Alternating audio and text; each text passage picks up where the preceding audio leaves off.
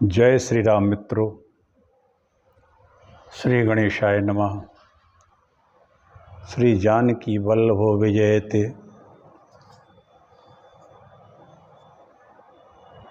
मार्कंडेय पुराण की कथा कह रहा हूँ। जन्माष्टमी से शुरू की थी और ये कथा सुक्रस मुनि के पुत्र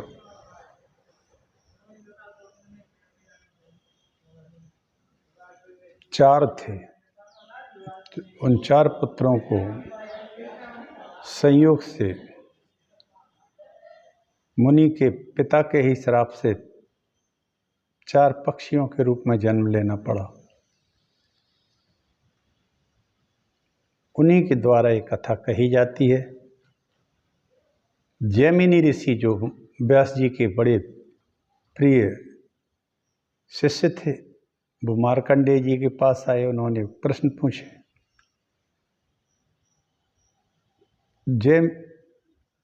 जैमिनी ऋषि को मार्कंडेय जी ने चार पक्षियों के पास भेज दिया। कहा कि वो तुम्हारे प्रश्नों का जवाब दे देंगे। वो विंध्य पर्वत की गुफा में रहते हैं, तुम शीघ्र वहां जाकर अपना प्रश्नों को पूछो। अपने प्रश्न जितने भी हैं वो सभी बता देंगे। वो पक्षी बेहद विद्वान है, महान विद्वान है, तपस्वी है, और वो आपका ही इंतजार कर रहे हैं, क्योंकि आपके जाने के बाद, आपके प्रश्न पूछने के बाद ही उनको इस पक्षी योनि से मुक्ति मिल जाएगी। इस तरह तीन प्रश्न तो मैंने आपसे कह दिए। चौथा प्रश्न चल रहा है। चौथा प्रश्न बहुत बड़ा है। तो उन पक्षियों ने कहा कि चौथे प्रश्न के संदर्भ में ऐसा ही एक प्रश्न सुमति नाम के एक ब्राह्मण पुत्र ने अपने पिता को बताया है। जो बताया है वो आप सुनिए।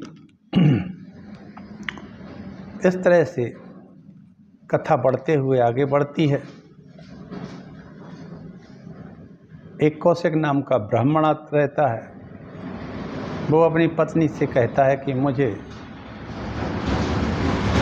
एक अमुक वेश्या को उसने देखा था, उसके यहाँ ले चलो। ब्राह्मणी पतिव्रता थी। वो चलती है। मांडव्य ऋषि रास्ते में सूली पर चढ़े हुए थे। वहाँ के राजा ने उनको चोरी के आरोप में सूली पर चढ़ा दिया था, जबकि वो चोर नहीं थे। चोर जाते समय उनके आश्रम में धन छोड़ गए थे, वो भाग गए थे। वहाँ बहुत सारा धन राजकोष मिला, तो उन्होंने समझा कि मांडव्य ही चोर है, और मांडव्य को उन्होंने बिना सोचे समझे सूली पर चढ़ा दिया। रात्रि का समय था। वो ब्राह्मणी जो है वो अपने पति कौशिक को लेके जा रही थी। वो टकरा गई उससे, उस सूली से। उससे उसको दर्द हुआ मांडव्य ऋषि को, और मांडव्य ने कह दिया कि प्रातः होते हुए जिसने ये धक्का मारा वो मर जाए। तो उसने अपने पति व्रत धर्म के कारण उसने कहा सूर्योदय ही नहीं होगा। 10 दिन तक सूर्योदय नहीं हुआ। देवता घबरा गए। पृथ्वी का जीवन नष्ट प्राय होने लगा। तब सभी देवताओं ने अनसुईया जी से कहा। अनसुईया ने जाकर उससे कहा कि तुम सूर्य को निकल जाने दो, तुम विषाद ना करो, हम तुम्हारे पति को जीवित कर देंगे। विलंब की इसमें आवश्यकता नहीं।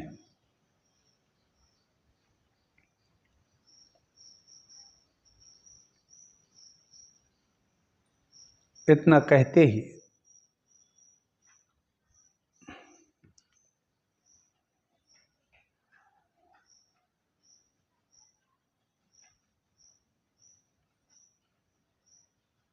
उन्होंने सूर्य को निकल जाने दिया। सूर्य के निकलते ही उसका पति मृत्यु को प्राप्त हुआ, लेकिन अनसुईया जी ने उसको जीवित कर दिया अपने तपोबल से।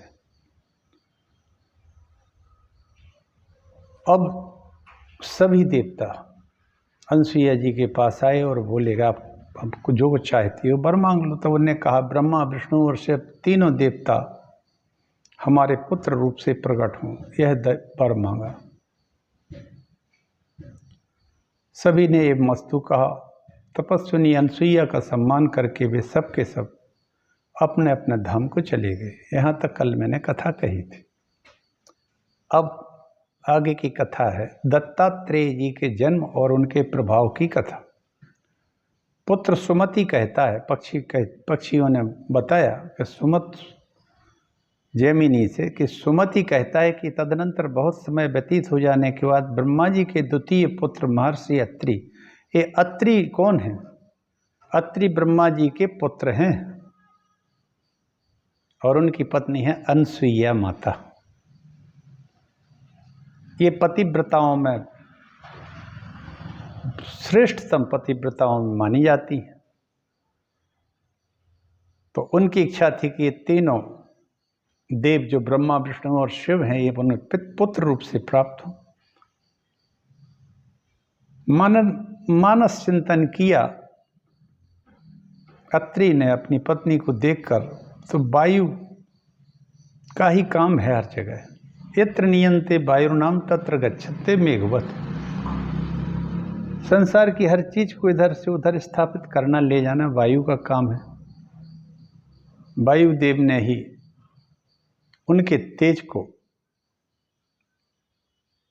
अनसुईया के अंदर प्रवेश करा दिया। उससे ब्रह्मा जी की उत्पत्ति हुई। ब्रह्म स्वरूप शुक्ल वर्ण सोम रूप रजोमय थे। उन प्रजापति अत्रि के मानस पुत्र चंद्रमा के रूप में अनसुईया से उत्पन्न हुए और ये प्राणियों के जीवन का आधार हैं। बाद में उन्होंने ग्रह रूप ले लिया। अभी हमारा एक यान उस ग्रह पर पहुंच गया है। उनके अधिष्ठात्र देवता चंद्रदेव हैं।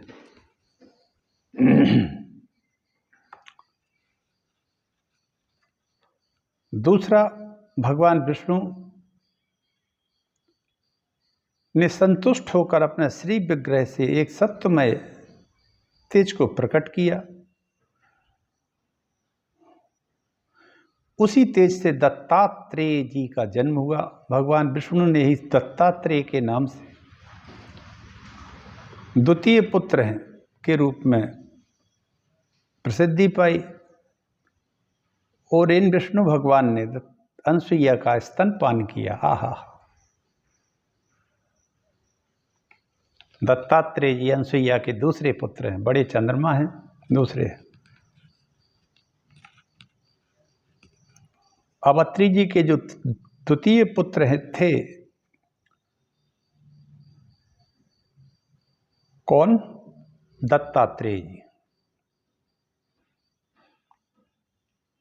अब अत्रि के तृतीय पुत्र हैं दुर्वासा, जो माता के गर्भ में ज्यादा दिन नहीं रहे।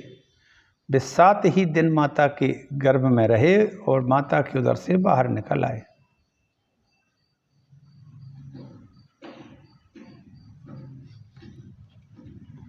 हई है राज ने एक बार महर्षि अत्रि का अपमान करने की कोशिश की थी। इसलिए अनसुईया के गर्भ से ब्रह्मा विष्णु और शिव अंशभूत 3 पुत्र हुए। दुर्वासा जी हयहराज को तत्काल भस्म करने लगे, लेकिन लोग देवताओं और की वजह ने आकर के उनको भस्म होने से बचाया। इस तरह से अनसुईया के गर्भ से ब्रह्मा विष्णु और शिव के अंशभूत 3 पुत्र उत्पन्न हुए। पहले चंद्रदेव, दूसरे दत्तात्रेय और तीसरे दुर्वासा। इसमें चंद्रदेव तो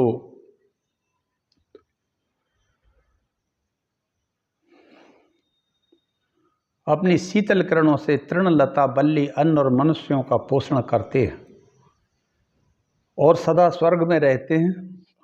भौतिक रूप से अंतरिक्ष में चंद्रदेव चंद्रमा रहते हैं, जहाँ भी अपना यान गया हुआ है।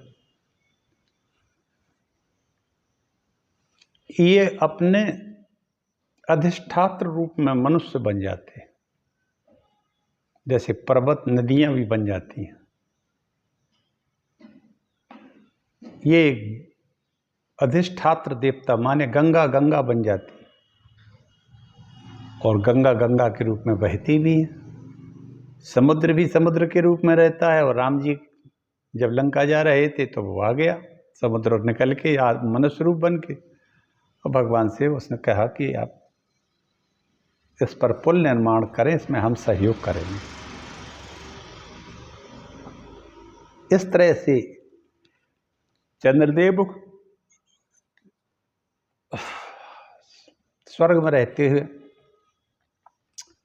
मनुष्यों का पोषण करते हैं, अनुग्रह करते हैं। दत्तात्रेय दुष्ट दैत्यों का संहार करते हैं और प्रजा की रक्षा करते हैं। दत्तात्रेय जी योगस्थ रहकर विषयों का भी अनुभव करने लगे, और दुर्वासा जी अपमान करने वालों को भस्म कर देते हैं। महर्षि दुर्वासा अपमान करने वालों को भस्म कर देते हैं। वे शरीर दृष्टि मन वाणी से भी थोड़े उद्दत स्वभाव के और रुद्र भाव का आश्रय लेते हैं, और दुर्वासा जी माता के पास से न रहकर संपूर्ण पृथ्वी पर विचरने लगे, हिमालय की ओर चले गए।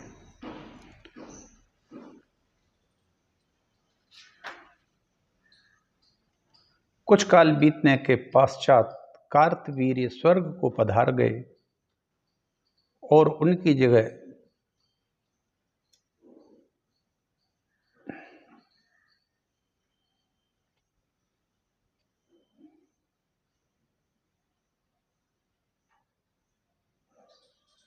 उनका पुत्र जो अर्जुन था उसको कार्तवीर्य अर्जुन कहलाता है। उसको इस राज्य पर बिठा दिया इनके सभी मंत्रियों ने और राज्य के लोगों ने। अब इन्होंने जानकारी ली वशिष्ठ इत्यादि सभी मुनियों से कि राज को कैसे चलाएं, तो उन्होंने बताया कि वैश्यों से 12वां अंश, खेती हर लोगों से 6वां अंश, इस तरह से कर लेके और राज शासन चलाया जाता है, तो आप चलाइए। तब अर्जुन ने पूछा कि देवताओं ने परम प्रतापी दत्तात्रेय जी की आराधना किस प्रकार की थी। अब यहाँ गर्ग जी जो थे वो इनके एक राजगुरु थे। उन्होंने कहा कि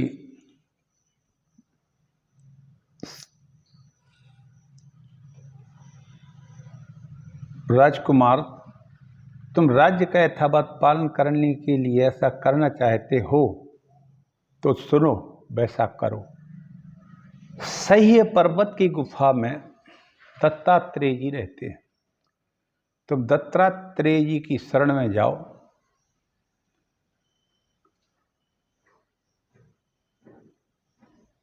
उनसे उनके प्रसन्न होने पर भक्ति पूर्वक उन्हें संतुष्ट करो, उनमें वर देने की शक्ति है। अब यहाँ मित्रों एक बात आती है, ये वरदान देना, श्राप देना, भस्म कर देना, ये सबके पास नहीं होते। इसके लिए अपार शक्ति चाहिए होती है, वो भी तपोबल की, जनबल की नहीं, धनबल की भी नहीं, तपोबल की शक्ति चाहिए। वाल्मीकि रामायण में विश्वामित्र और वशिष्ठ के संवाद में आता है, जब विश्वामित्र वशिष्ठ जी से हार गए युद्ध में, ये चतुरंगणी सेना लिए थे, विश्वामित्र अकेले ही थे, लेकिन विश्वामित्र हार गए। तब उनने कहा दिग बलम क्षत्रिय बलम, धिक्कार है ऐसे क्षत्रिय बल को। ब्रह्म बलम बलम बलेत, ब्रह्म बल ही वास्तविक बल है, और अब मैं ब्राह्मण ही बनूंगा ब्रह्म बल के द्वारा, क्षत्रिय बल को धिक्कार है। इस तरह से विश्वामित्र ने अपना राजपाट छोड़ के घोर तपस्या की, बाद में वो ब्राह्मण बन ही गए।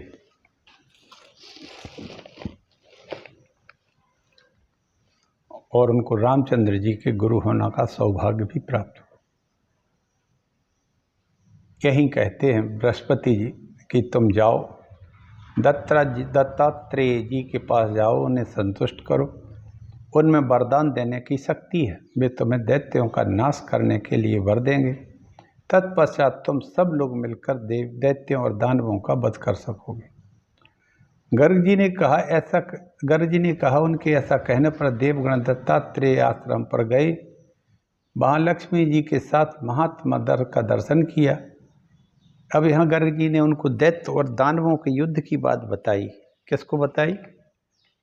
सहस्त्र वीरी अर्जुन को। एक बार दैत्यों में और दानवों में बड़ा घमासान युद्ध हुआ। वशिष्ठ जी की आज्ञा से सभी देवता दत्तात्रेय जी के पास गए। उन्होंने अपनी बात बताई कि हमें दैत्यों ने परेशान कर रखा है। तब दत्तात्रेय जी ने कहा जाओ तुम हमारे दृष्टि पथ में उन लोगों को ले आओ। यहाँ एक बात और बता दूं मैं कि दत्तात्रेय जी के साथ लक्ष्मी जी विराजमान रहती थी हमेशा सदैव। अब दत्तात्रेय जी तो अवधूत के समान थे, वो कोई चतुर्भुज रूप में नहीं रहते थे। भगवान विष्णु अपने अंश में तो थे, लेकिन वो योगी के रूप में, अवधूत के रूप में रहते थे लक्ष्मी जी के पास। लक्ष्मी जी बाम भाग में विराजमान रहती थी। तो एक अजीब सा लगता था कि एक तरफ तो एक व्यक्ति अवधूत है और दूसरी तरफ लक्ष्मी जैसी परम सुंदरी स्त्री को बिठाए हुए है। तो उनने कहा जाओ देवताओं से और जाओ लड़ो, उनको ले आओ। देवता बोले मुनि श्रेष्ठ, जम्ब नाम का जो दैत्य है वो दैत्य हम लोगों को परेशान किए है। दानवों ने त्रिलोकी पर आक्रमण करके भूलोक, भूअरलोक और स्वर्गलोक आदि पर अधिकार जमा लिया है और संपूर्ण यज्ञ भाग भी हर लिए हैं। अतः आप हमारी रक्षा के लिए उनका वध का विचार कीजिए। जगन्नाथ आप निष्पाप निर्लेप हैं, विद्या के प्रभाव से। अब यहाँ एक बात और आती है। देवता कहते हैं दत्तात्रेय से कि जगन्नाथ आप निष्पाप हैं और निर्लेप हैं, विद्या के प्रभाव से शुद्ध हैं आप, आपका अंतःकरण में ज्ञान की किरणें फैल रही हैं, इससे आप हमें इन दैत्यों से रक्षा करें। दत्तात्रेय जी कहते हैं ये सत्य है। उनने हंसकर कहा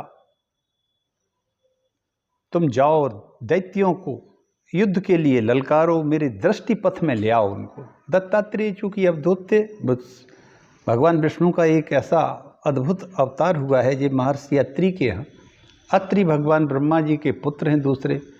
उनकी माता पत्नी अनसुईया के गर्भ से इन्होंने जन्म लिया। पहले ही मैंने बता दिया है कि ब्रह्मा जी चंद्रदेव के रूप में हुए, भगवान विष्णु ने दत्तात्रेय के रूप में जन्म लिया और भगवान शिव रुद्रांश से हुए। बहुत भारी धूप को जो ही भोजन में लेते हैं, ऐसे अद्भुत तपस्वी दुर्वासा के नाम से पैदा हुआ जो रुद्रावतार थे।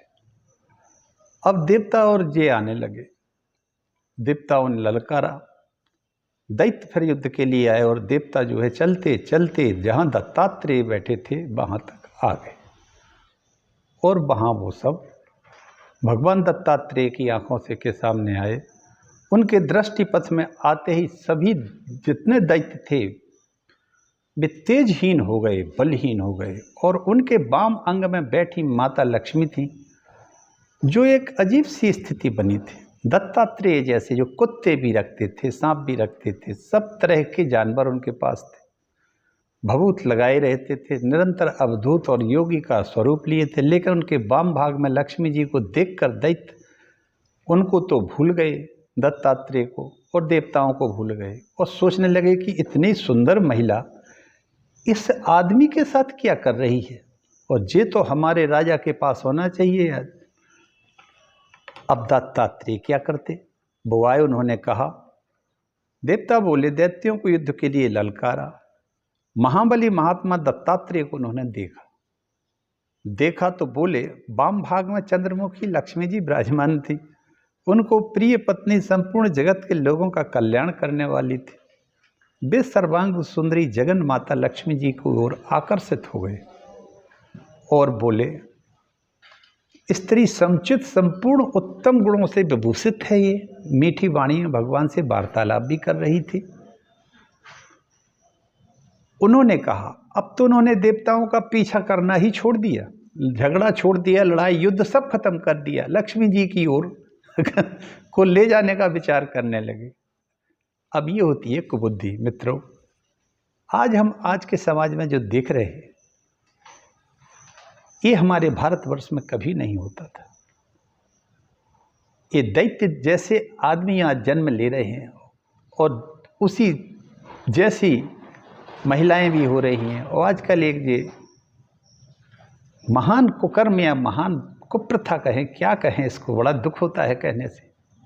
हमारी ये वीर प्रसूताएं माताओं से ही तो हमारे राम लक्ष्मण, राणा प्रताप, शिवाजी जैसे महान पुरुष, विवेकानंद जैसे ज्ञानी, रामकृष्ण परमहंस जैसे अत्यंत ऊंचे सिद्ध जन्म लेते हैं। कैसे लेंगे वो अब? आज जो हो गया है ये देख रहे हैं, तब फिर वो देखते हैं और वो आपस में एक दूसरे से उनकी उस स्त्री को हरण करने का सोचने लगते हैं। और वो कहते हैं, ऐसे लगता है ये स्त्री जैसे त्रिभुवन का रत्न हो। अब लक्ष्मी जी की तो माया थी, भगवान अपनी माया के आश्रित होकर बैठे थे। और बोले, एक काम करते हैं अपन। वे सभी काम पीड़ित दैत्य हो गए, आसक्ति पूर्वक वहाँ गए, लक्ष्मी जी को पालकी में बिठाकर बोले, उससे वे बोले दुर्वासा जी से, उनसे दत्तात्रेय जी महाराज से, कि आपको क्या करना, आप तो बूढ़े भी हो और एक महात्मा भी हो, आपको इतनी सुंदर स्त्री का क्या करना, ये तो राज सुख भोगने लिए योग्य है, ये पेड़ पौधों के नीचे चट्टानों पर बैठे क्या कर। बोले, ले जाओ भाई, वो चली जाए। तो लक्ष्मी जी से कहा तो वे बोले, भाई हम ऐसे थोड़ी जाएंगे, हमारे पैर में कंकड़ वंकड़ लग जाएंगे और परेशान। अरे बोले, नहीं, हम आपको सर पे बैठा के ले चलेंगे पालकी में। तो बोले, ऐसा करो। तो तुरंत पालकी आ गई और सभी दैत्य उसमें लग गए। और लक्ष्मी जी से कहा, हाँ आप चलिए। बोले, हाँ हाँ बिल्कुल चलेंगे। और लक्ष्मी जाके दैत्यों के उस पालकी में बैठ जाती हैं। अब यहाँ एक नई बात आती है मित्रों, जैसे ही लक्ष्मी जी को दैत्य लेके और स्वर्ग की ओर चलते हैं, और दृष्टिपथ में थे वे सभी दत्तात्रेय जी के छुपे हुए जितने भी देवता थे, सब निकल आए मैं इंद्र के। बोले, महाराज क्या करें? बोले, इंद्र अब तुम्हें ये एक बहुत बड़ा मौका है। बोले, कौन सा? बोले, दैत्यों की सफाई करने का। जिस समय लक्ष्मी, याद रखना, जब लक्ष्मी अहंकार और दुष्टता के द्वारा सर पर चढ़ जाती है, ये दुष्ट भी हैं, ये दैत्य अहंकारी भी हैं, और इनके सर पर लक्ष्मी जा बैठी है। अब जिसके सर पर ऐसी लक्ष्मी बैठती है उसका विनाश तुरंत हो जाता है, इसलिए तुम आक्रमण कर दो इसी क्षण। देवताओं ने आक्रमण किया, सारे दैत्य मारे गए। लक्ष्मी जी फिर उस पालकी से नीचे उतरी और दत्तात्रेय जी के पास आकर पुनः बैठ गई। ये इस कथा का सार है। कहने का मतलब ये है कि आज हमारे देश में कहीं भी किसी भी विभाग में जाएं, साधारणतः कोई काम नहीं होता है। मंदिरों में जाएं चाहे क्षेत्रों में जाएं, वहाँ भी साधारणतः कोई काम नहीं होता है। धर्म को भी उसी में लिप्त कर लिया है।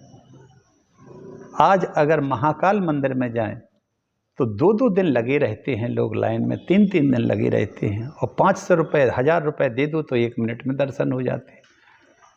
आज धार्मिक स्थलों की स्थिति ये बन गई है। महात्माओं के आश्रमों में अब वो स्थिति नहीं रही है जो पहले थी। वहाँ भी यदि पैसा होगा तो रोकेंगे, नहीं तो नहीं रुकते। हर जगह एक रजोगुण आ गया है और रजोगुण के साथ तमोगुण आ गया है। सतोगुण का अभाव हो गया है, अगर है भी तो कम मात्रा में है, और उसी के द्वारा ये संसार चल भी रहा है। अगर सतोगुण पूर्णतः खत्म हो जाएगा तब ये संसार भी नष्ट हो जाएगा। और हमें तो ऐसा लगता है कि अब कलयुग की आयु शायद कम हो जाए, क्योंकि बहुत दुष्टता बढ़ रही है अत्यंत। यहाँ तक कि गौ माता जिसके लिए सब लोग ढूंढते फिरते थे, आज गाय ढूंढने की तो छोड़ दो, उसको बैठने को जगह नहीं है, और सभी गौ भक्त बने हैं। और प्रतिदिन गायें मर रही हैं और गायों से टकरा के लोग भी मर रहे हैं। और गौचर को पूरी तरह से खा लिया है लोगों ने, गांव के लोगों ने भी खा लिया है, इन सरकारों ने भी खा लिया है, खिला दिया है। तो कहने का आशय मेरा ये है कि इस तरह से मैंने आपको आज मार्कंडेय पुराण का दत्तात्रेय जन्म का प्रकरण सुनाया, उनके प्रभाव को बताया। तब वशिष्ठ जी कहते हैं, गर्ग जी ने भी कहा कि अर्जुन तुम दत्तात्रेय के पास जाके और